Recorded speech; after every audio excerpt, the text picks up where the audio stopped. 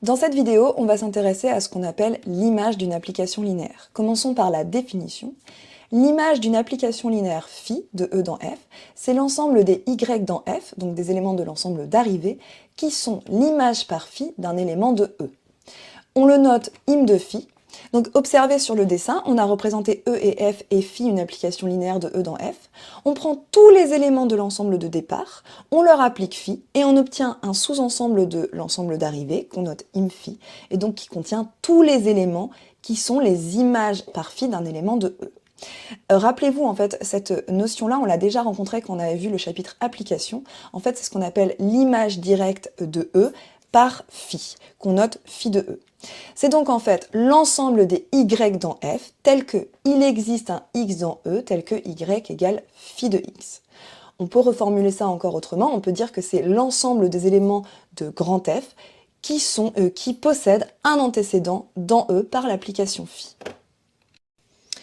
Pour enfoncer encore le clou, quand je considère un élément y de f, dire que y est dans l'image de phi, c'est équivalent à dire qu'il existe un x dans E, tel que y égale phi de x. Retenez bien cette phrase-là, mémorisez-la, parce qu'on va l'utiliser à chaque fois qu'on va devoir décrire ce que ça veut dire que y appartient à im phi. Donc ça c'est pour le côté définition. Maintenant, pour le côté théorème, eh bien, il s'agit d'un sous-espace vectoriel de f. Je vous propose de faire la démonstration en exercice, donc mettez pause dans la vidéo, essayez de démontrer que im de phi est un sous-espace vectoriel de f, et on corrige juste après. Allez-y, mettez pause. Allons-y pour la correction de la démonstration. Pour montrer que l'image de phi est un sous-espace vectoriel de f, on doit montrer deux choses, que le vecteur nul de f est dedans et qu'il est stable par combinaison linéaire. Alors pour le premier point, pour montrer que le vecteur nul est dans l'image de phi, eh bien on va utiliser l'équivalence qu'on vient d'écrire précédemment, c'est-à-dire que un élément est dans im phi, y est dans l'image de phi, si et seulement si il existe un élément de E, un x dans E, tel que y égale phi de x. Donc pour montrer que le vecteur nul ici de f est dans l'image de phi, il suffit d'écrire le vecteur nul comme phi de quelque chose de E, et ici ça marche parce qu'on sait que le vecteur nul de f c'est l'image par phi du vecteur nul de E. Donc on a bien le premier point. Deuxième point, on va montrer que l'image de phi est stable par combinaison linéaire.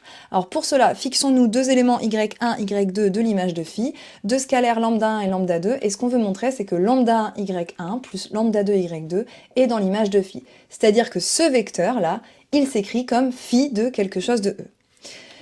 Alors, premièrement, on va traduire le fait que y1 est dans l'image de phi. Qu'est-ce que ça veut dire, ça? Bien d'après l'équivalence qu'on avait écrite précédemment, ça veut dire qu'il existe un élément x1 de E tel que y1, c'est l'image par phi de x1. De la même manière, y2, il est dans l'image de phi, donc il existe x2 tel que y2, c'est phi de x2. Maintenant, si je regarde mon vecteur lambda 1 y1 plus lambda 2 y2, c'est donc égal à lambda 1 phi de x1 plus lambda 2 phi de x2. Mais je peux utiliser la linéarité de l'application phi et dire que ça, c'est égal à phi de lambda 1 x1 plus lambda 2 x2. Et bien j'ai gagné. Pourquoi? Parce que regardez ce que j'ai ici à l'intérieur de phi, c'est un vecteur de E. x1 il est dans E, x2 il est dans E, et E c'est un espace vectoriel, donc stable par combinaison linéaire, pas de problème. Donc j'ai réussi à écrire mon vecteur lambda 1 y1 plus lambda 2 y2 comme phi de quelque chose de E. C'est-à-dire en fait que je viens de prouver que lambda 1 y1 plus lambda 2 y2 est bien un élément de l'image de phi. Ce travail montre que l'image de phi est stable par combinaison linéaire. J'ai mes deux points. Conclusion, l'image de phi est un sous-espace vectoriel de f. En corollaire de ce théorème, si je considère grand H un sous-espace vectoriel de E, alors l'image de H, l'image directe de H par phi, donc ce qu'on note phi de H, qui est l'ensemble des phi de x avec x dans grand H, ça c'est une définition par paramétrage, ou alors l'ensemble des y dans f tel que il existe un x dans H tel que y égale phi de x, ça c'est une définition par propriété. En fait, c'est, donc sur le dessin on comprend bien ce que c'est juste l'ensemble des éléments de grand F qui ont un antécédent par phi qui est dans grand H. Eh bien, c'est un sous-espace vectoriel de f également.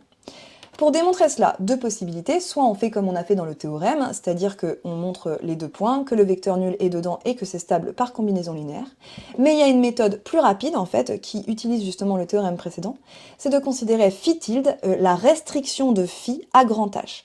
Donc c'est l'application qui va de grand H dans grand F et qui à x associe phi de x, qu'on a représenté ici. Donc en fait, on ne garde que grand H comme ensemble de départ.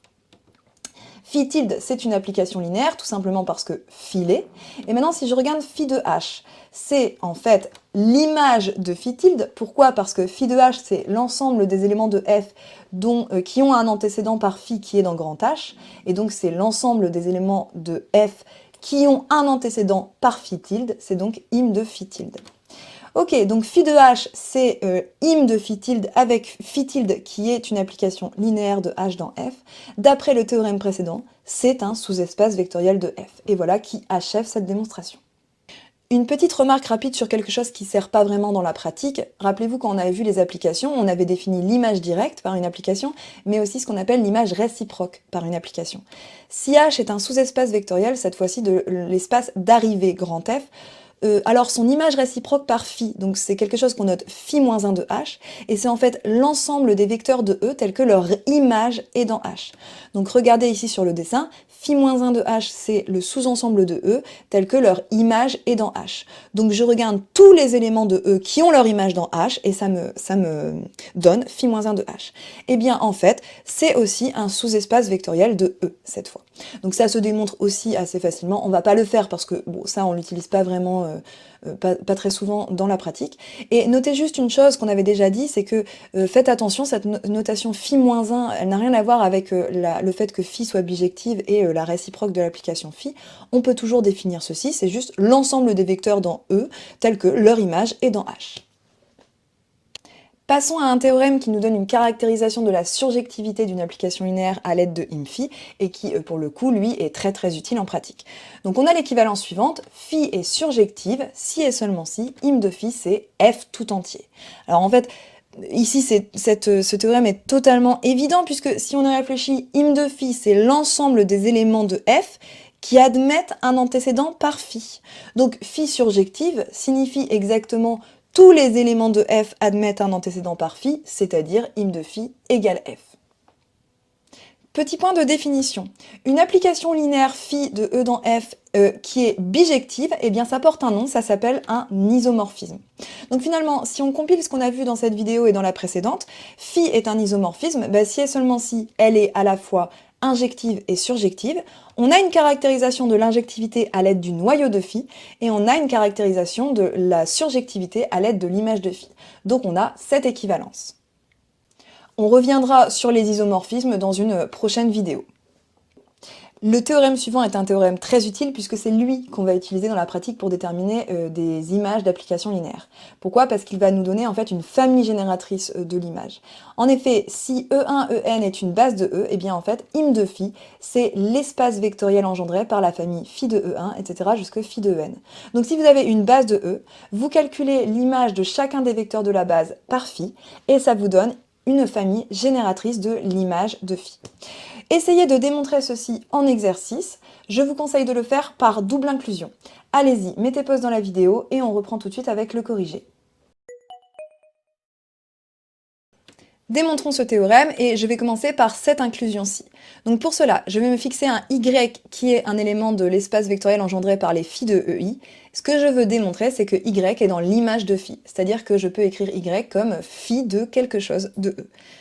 Qu'est-ce que ça veut dire que y est dans l'espace vectoriel engendré par les phi de EI? C'est qu'il est combinaison linéaire de ces vecteurs, c'est-à-dire qu'il existe lambda 1, lambda n, tel que y s'écrit comme lambda 1 phi de 1 plus etc. plus lambda n phi de En.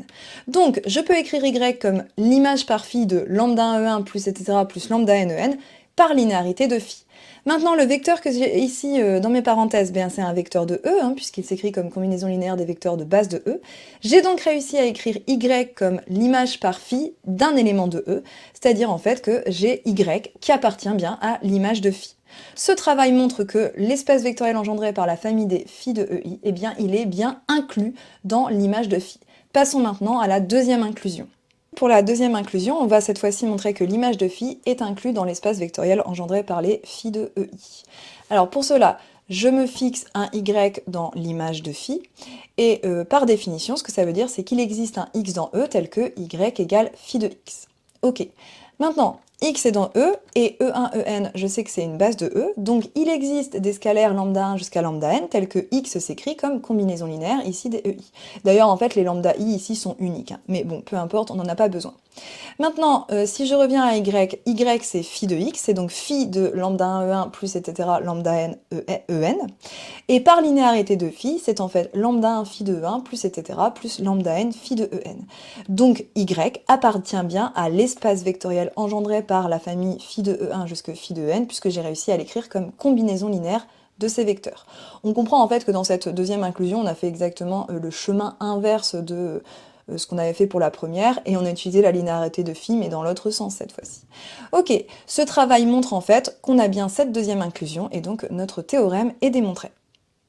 On passe à la pratique avec un petit exercice. On va reprendre l'application G qu'on avait vue dans les précédentes vidéos, et cette fois-ci, je vais vous demander de déterminer son image. Donc pensez à utiliser bien sûr le théorème précédent.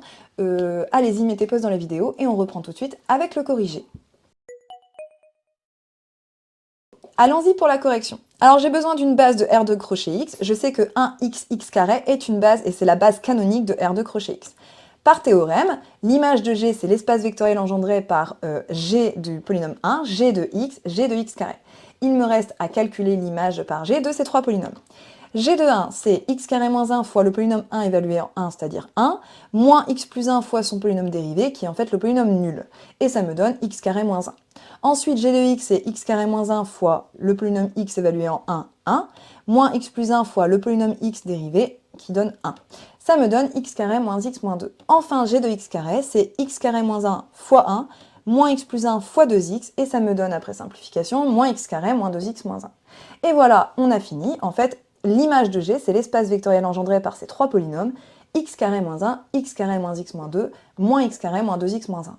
Alors je dis voilà, on a fini, oui, puisqu'on a une famille génératrice de l'image de G, on peut l'écrire comme un vect, mais en fait, on va se poser une question supplémentaire, c'est est-ce que la famille ici qu'on a sous les yeux, ce serait pas une base, c'est-à-dire est-ce qu'elle est libre? Bien en fait, là, je vous mâche le travail, la réponse est non. En fait, je vous donne directement une liaison. On a ce troisième polynôme ici dans le vect qui est égal à moins 3 fois le premier, plus 2 fois le deuxième. Vous pouvez vérifier que ça marche, ça marche. Ce qui veut dire que dans ce vect, je peux supprimer ce polynôme qui est combinaison linéaire des deux autres.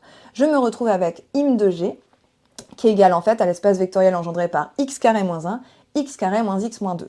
Maintenant, si je regarde ces deux polynômes, eh bien, c'est une famille libre, puisque les les deux polynômes ne sont pas collinéaires. Donc, c'est une famille à la fois libre et génératrice de img. C'est en fait une base, et donc img est un espace vectoriel de dimension 2. À noter que, en fait, ici, du coup, im de G est différent de R de crochet X, hein, qui est un espace vectoriel de dimension 3.